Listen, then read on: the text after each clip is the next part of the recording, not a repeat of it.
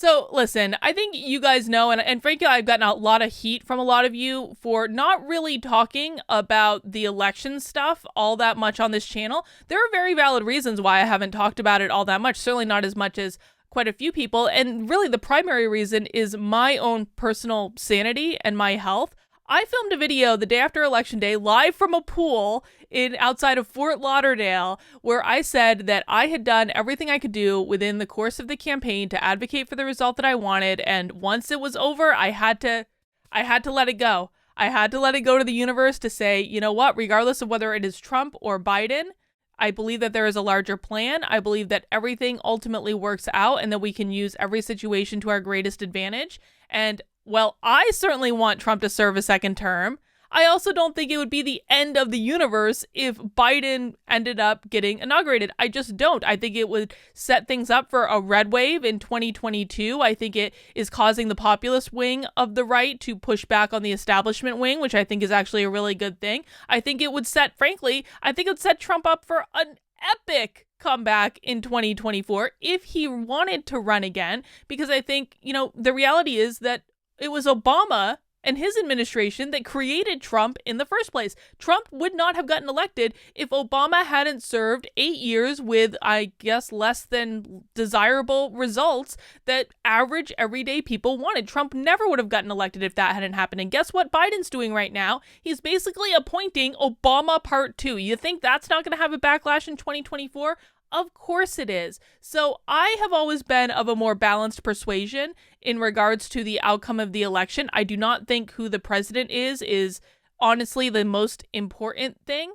I do think it's a problem if they lose if they lose the House, the Senate, and the presidency. That's going to be a problem that's going to come back to bite us with the Supreme Court. That's neither here nor there, though. But those are really the biggest reasons that I haven't been talking as much about the election stuff. Now, I will also tell you, though, there was absolutely a little voice in the back of my head, my intuition, that said, Carlin, YouTube's going to ding you something fierce if you really go to town on this election stuff. It wasn't the deciding factor by any means. I don't really self-censor, but certainly was that voice there. Abso-freaking-lutely that voice was there. And this morning, that voice was absolutely confirmed by YouTube itself. Always trust your intuition, people. Your intuition comes from somewhere. It's basically your brain processing a lot of information at a deeply subconscious level and delivering you a result, delivering you an answer, and just not telling you how it got there. And YouTube has now just confirmed it in this blog post that they made this morning, supporting the 2020 U.S. election.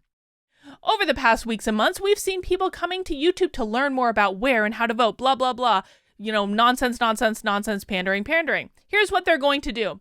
Removing content that violates our policies.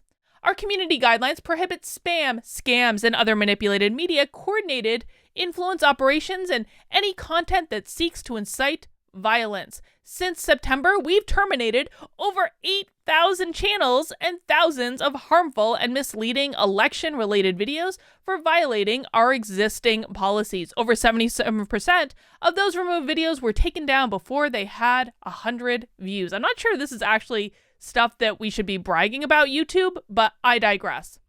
We also work to make sure the line between what is removed and what is allowed is drawn in the right place. Our policies prohibit misleading viewers about where and how to vote. We also disallow content alleging widespread fraud or errors changed the outcome of a historical U.S. presidential election that, according to the corporate media, is the best possible election, the most secure election in the history of elections. I will leave it to you to use your brains and decide whether or not you agree with that assessment.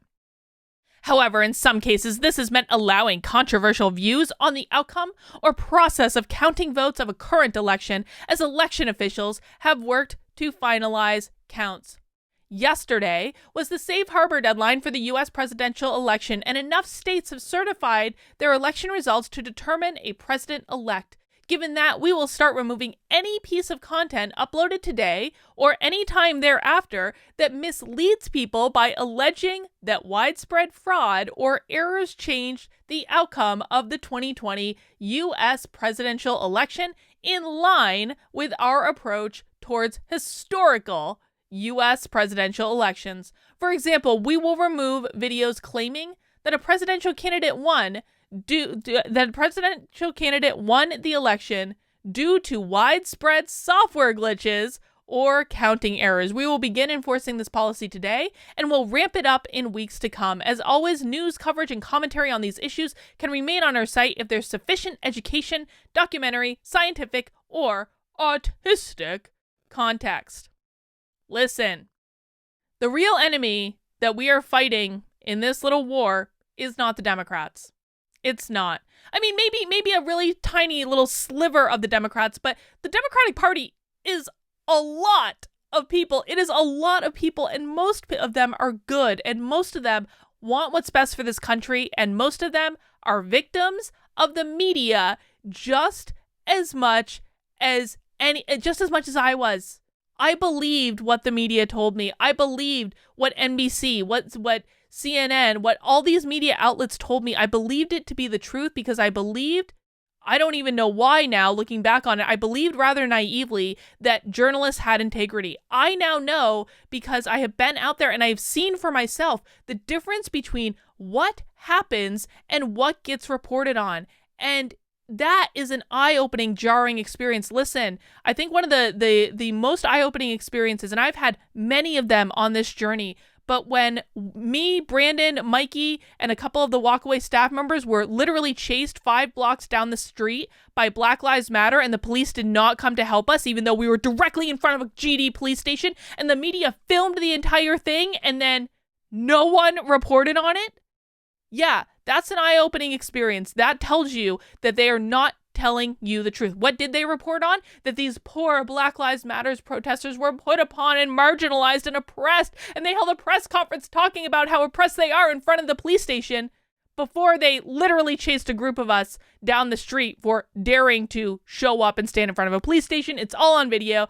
We all know what happened. I'm not going to rehash that, but listen, when stuff like that happens to you, you see really clearly, and you see in a way that shows you who the real enemy is. It's not the Democrats. It's not the people who have been lied to by the media who believe them just like I did. It is the media itself, and it is these big tech companies that want to be the arbiters of what ideas you can consider. Listen, I have, from the very beginning, rejected the idea that this whole Dominion software angle was going to lead to anything insofar as the courts were concerned. I rejected it from the very beginning. I said there was no Kraken. I have taken rounds of heat from you on this channel. I know I'm going to take heat on this video for even saying that. I know I'm going to get angry comments like, Carlin, you just don't see the big picture, or you have never left the Democratic Party. That's what you guys like to accuse me of too. You say, if you don't agree with all of our crazy conspiracy theories, you are still a leftist. And that's just not true either, man. That's not true either. But I've said that from the very beginning. And how did I come to that assessment? Here is my point. How did I come to that assessment that I didn't think that was an avenue that was actually going to lead to any result? I was an adult. I took in a wide variety of information. I listened to different ideas. I listened to different sources. And then I said for myself, here is what I think. And that included listening to information that was pro this software thing, and it included listening to information that was against it. I listened to a wide variety of viewpoints, and I said, yeah, I don't think there's a there in regards to this. Now, that's what adults should do. And that is exactly what YouTube is trying to prevent you from doing by removing these ideas, removing this content before you can even consider it. Listen, if people that have been to college, YouTube, are educated through the traditional system, are so flipping smart, are so flipping intelligent, then why are they incapable of taking two contradictory ideas, doing their own research, doing their own thinking, doing a compare-contrast of the validity of these ideas based on a wide variety of sources, and coming up with their own answer? Why can't they do that? I just don't understand this need to remove all content that is against ideas that you agree with. And that is exactly what YouTube is doing. Listen, this is the danger of what happens when you teach people what to think instead of how to think. The scariest thing to me about the direction that this country is on is not the potential of a Joe Biden presidency. That's not it.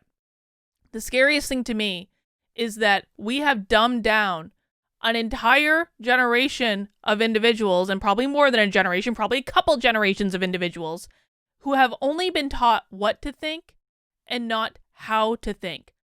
I'm not exactly sure how I escaped this, other than I got lucky and I was used to thinking about ideas from a variety of contexts, and that I was doing training in organizations that was all around considering different perspectives, considering different ideas. So this is a concept that I had my head in all the time. How do you put yourself in someone else's shoes? How do you consider how they view the world, even though it's different than how you view it? That's probably how I escaped it, but most people don't do that sort of thing.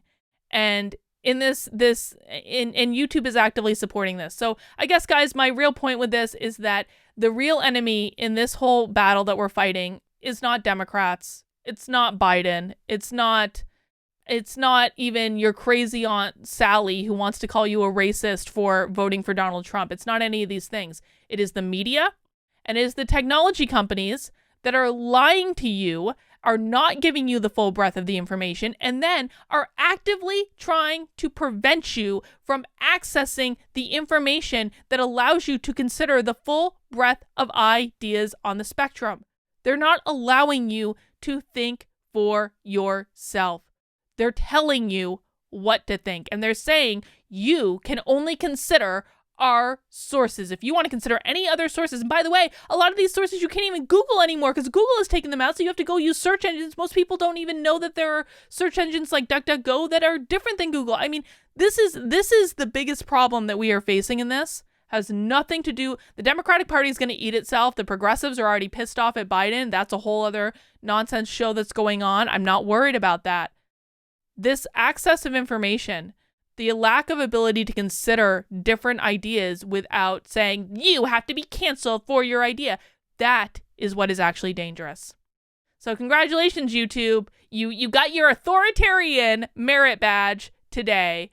And, you know, who knows what that means for my future on this channel or on this platform? I really have no idea. Listen, guys, I obviously, moving forward, will not be able to post election-related videos on this channel because I'm just not going to jeopardize my channel in that way. However, if you want to see and hear my unfiltered opinion on everything, what you're going to want to do is join my locals. You want to join my locals? The information is literally right below me. It's right down there. It's kb.locals.com. I tried to make it as easy as possible because both my first name and last name are basically impossible to spell. So kb.locals.com. It is free to join. You do get access to all of the videos that I post on here ad-free, and I do exclusive content that is just for my local supporters. So that starts like $5 a month, but it is exclusive content in which I am totally unfiltered and I tell you exactly what to think. And your support on locals helps me to continue to do this when YouTube is pulling nonsense like this and trying to prevent different ideas from getting out there. So if you really want to know what I think, come join my locals. We do lots of cool stuff. We do 2 times a week. I get on Zoom calls with my locals community. We talk about different issues in a completely unfiltered, uncensored way. We also do book club together. We do lots of things together. So I love it there. It's social media for adults. If you want unfiltered ideas, locals is where you're going to want to go. All right, guys, that's all I've got for this video. I'll see you soon.